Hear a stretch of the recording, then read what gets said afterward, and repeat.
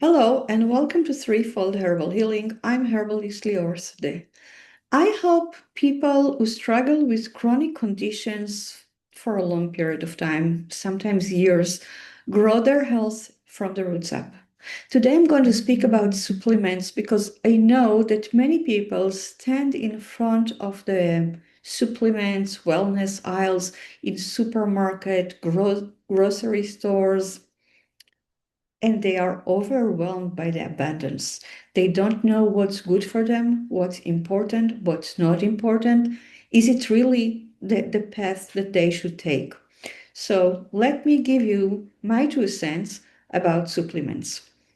One of the first things that people who try to improve their health do is start taking supplements way before they make any changes to their diet or start to exercise, start to sleep better, invest in stress management.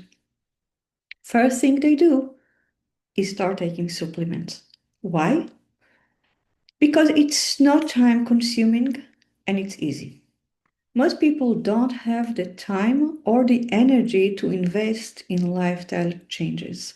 They already feel overwhelmed by life. Taking supplements is a low-hanging fruit. If you're one of those people, listen to that. Dietary supplements are compounds intended to be taken orally to supplement your diet. The global dietary supplement market reached more than $414 billion in 2024, 36% of which was in America. You walk in any supermarket, co-op, grocery store, whichever side, you will find that the supplement aisle is the most crowded one. A lot more different type of supplements, a lot more shelf space, more than the vegetables, more than the meat, more than the dairy in the refrigerator. It's just mind-blowing. So what can you find on all those wellness aisles in your store? And are they really essential? The leading dietary supplements that are found in all those stores are vitamins, minerals, protein, essential fatty acids, probiotic, bodybuilding supplements, and natural products. So let's talk a little bit about each one of them and are they essential? Vitamins are micronutrients that are essential for many processes in the body, including metabolism and immunity. And that is what usually you get from vegetables, fruits, proteins, and fats. There are two types of vitamins: oil-based vitamins like vitamin A, vitamin E, vitamin D that you get from sun exposure, and vitamin K. If you decide to supplement with oil-based vitamin, you want to do it with a fatty meal because they will absorb better if they come into your body in the context of fat from food. The other type of vitamins is water-based vitamins. We are talking about vitamin C, but also all the B vitamins, vitamin B1, B2, B3, B6, B9, and B12. B vitamin especially are crucial for energy production in every one of your cells. So no energy production, you feel fatigue, but also your cells don't function, your organs are not functioning. But vitamin B are coming into the body in the context of protein usually. If you eat enough protein, you can get all the vitamin B that you need. Vitamin C is important for immunity as antioxidant. But again, you can get it in the context of food. Minerals. The body needs a lot of minerals to perform many functions. All the muscle contraction and relaxation, nerve impulse passing in your brain, all of it has to do with minerals. We're talking about sodium, potassium, calcium, phosphorus, magnesium, iron, zinc, and so on. You can find trace minerals. So you can find one product that have all those minerals in it. I use trace minerals only in people who are really, really depleted. Those probably are people that were sick for a very long time, had a chronic condition, and maybe they didn't eat well for a very long time because of their sickness, or their body used a lot of energy in order to heal, and they are now very depleted and very weak. For most people, I don't use trace minerals. They take it with the food they eat. Proteins. Proteins are chains of amino acids that perform structural, metabolic, and regulatory functions in the body. People use protein to recover from illness or injuries, lose weight, and enhance memory and brain functions. Protein are important, but if you eat healthy, good proteins from your meat, you're all covered. Essential fatty acids. Essential fatty acids are those kind of fatty acids that the body can synthesize because your body synthesizes omega-9, but it can't do it with omega-3 and omega-6. Omega-6 is pro-inflammatory. It doesn't mean that it's all bad because we do need inflammation as a healing process of the body, but our lifestyle and our diet are already providing a lot of omega-6. What we do need is omega-3. Omega-3 is anti-inflammatory. I use omega-3 with many of my clients because most of my clients that come to me come with chronic inflammation, and I use omega-3 in order to help the body slow down the inflammation, kind of shut down the heat. You can get omega-3 though if you eat cold water fish. Salmon, sardines are awesome for omega-3. Probiotic include intestinal microbiota. Basically, you're eating microbe, you're taking microbe. They aid in digestion and they can help with the health of the gastrointestinal tract. They help with immune regulation. The microbes in the probiotic actually don't stay in your body. They don't bind to the body and they don't stay there. What they do is they pass through. By passing through, they first encourage your own immune system, and second, they kind of promote your own microbiota to be more active, communicate better, just because they feel threatened. So probiotic, but again, I usually don't use probiotic.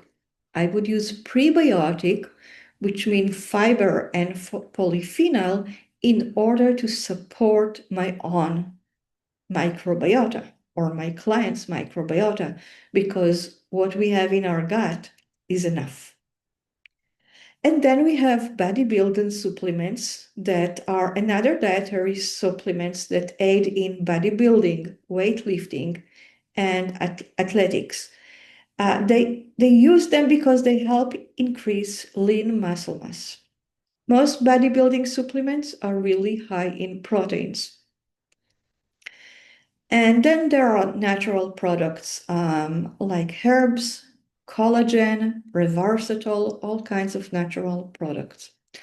In the United States, the dietary supplement industry overall economic impact in 2016 was 122 billion, and it continued to grow steadily. Much of this growth has been driven by increased consumers' demand for health and wellness products. So there is so much out there. I am so confused. What should I take and how much? The human body developed over 6 million years. The first supplements, though, were released only in 1916, so we are talking about a little over 100 years. Really not so long ago. It is unclear if the body knows what to do with supplements we take without the context of food. How much do we absorb? How much do we utilize? The idea that food is good for you because of the substances it contains and that taking those substances as supplement can replace deficiency is a very reductionist way of looking at the body and at nature. A reductionist idea is when you describe a complex system as the sum of its parts, as if the body is like a radio that you can take apart the parts, look at each one of them, then put it together, and the whole is the sum of the parts. We are not a radio. We are not a machine. We are far more complex than that.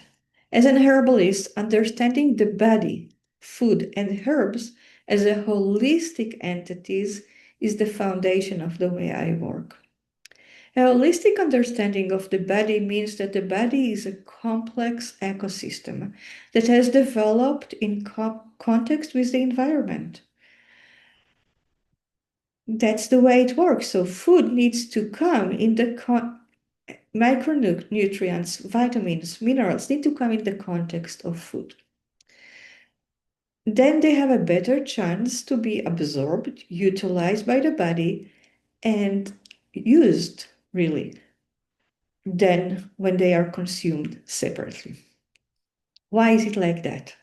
In any living organism, be it your body or the food you eat, the sum is more than its part.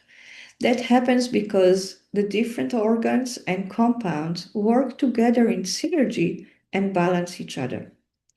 One of the reasons why pharmaceutical drug or even natural drug have so many side effects in comparison to whole plant preparation, the remedies that I make for my client, is that they use only what they think of as the active ingredients in its natural or synthetic form, without all the other small thousands of compounds that are part of the plant.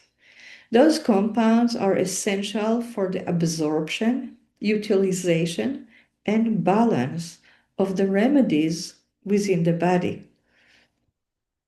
Many of the food that are now sold in supermarkets are fortified with vitamins and minerals. The reason is that many of the foods are highly processed, so they lose their nutritional value. Take, for example, white flour, such a common food. It's fortified with vitamin B because they need to replace those vitamins that are lost in the wheat germ processing. The idea that if you only add more vitamins, minerals, and so on to your daily intake, you will improve your health does not have any solid foundation whatsoever. Most people who adopt a healthier lifestyle start by adding supplements to their daily intake. Yet there is no evidence at all that it dramatically affects their health or well-being. One of the reasons we as society are so enamored with supplement is because we hope that we can enjoy good health without making the challenging decision that accompany the lifestyle changes. Yet when you use supplements out of the context, you deprive your body of the roadmap it needs to use those vitamins and minerals. Food is language. Food is a roadmap.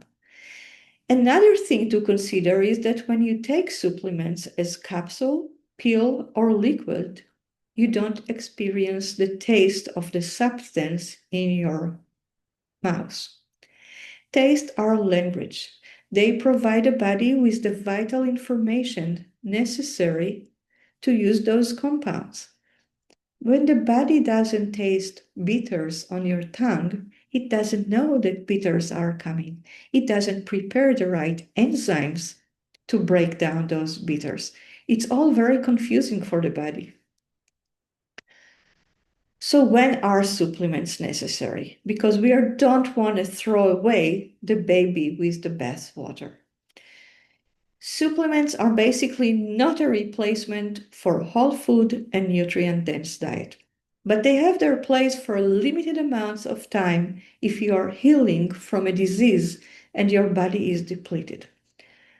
And like with every rule, there is exception to the rule.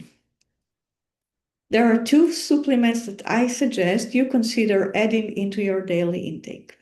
The first one is vitamin D. Vitamin D, we take it when we are exposed our skin to the sun. But since all of us are wearing clothes, our skin is not very exposed to the sun, at least not from under. The sun needs to be at 45 degrees to the earth for your body to create vitamin D. You also need to have enough exposed skin, like I said. So everywhere, every altitude that is 45 degrees north of Atlanta, Georgia, you don't get enough sun exposure to produce sufficient vitamin D for the entire year. Therefore, I suggest people take vitamin D, especially between September and let's say May or June. Depends on the weather and where exactly you live. But I really suggest people do vitamin D between September and May. The other basically mineral that I suggest people use is magnesium. The USDA, the American Agriculture Offices, is researching and analyzing mineral levels in vegetables that we all eat. And they analyze magnesium levels in different vegetables, especially spinach, every decade. And they found between the 7th and the 19th, and it's still going down, keep on going down. They see a dramatic drop in magnesium in vegetables. So you eat the same amount of spinach, but you get less magnesium out of the same amount of spinach. The decline in magnesium in vegetable has to do with industrial agriculture. The way we grow our food basically makes them less nutrient dense. So I suggest that you do add magnesium glycinate to your daily intake, especially if you have muscle cramps, constipation, high blood pressure, problem falling asleep. Food is medicine. There is no way to go around it. In the modern analytical mind, we can only perceive our body or nature as the sum of the molecules or atoms. Life is much more than the sum of its parts. It's an energy that comes from weaving all the parts into a greater whole. We are more than just us. We are part of something that is just bigger. It is magical, it is mysterious, but in many ways it is very grounded and very simple. Just eat real food. Thank you for taking the time to listen to me. I hope it was beneficial. If it was beneficial for you, if you struggle with any condition and you need help, don't hesitate. Contact me. I would love to help. If you have a question, if you have a comment, drop them in the comments. I hope to see you next week too. Bye.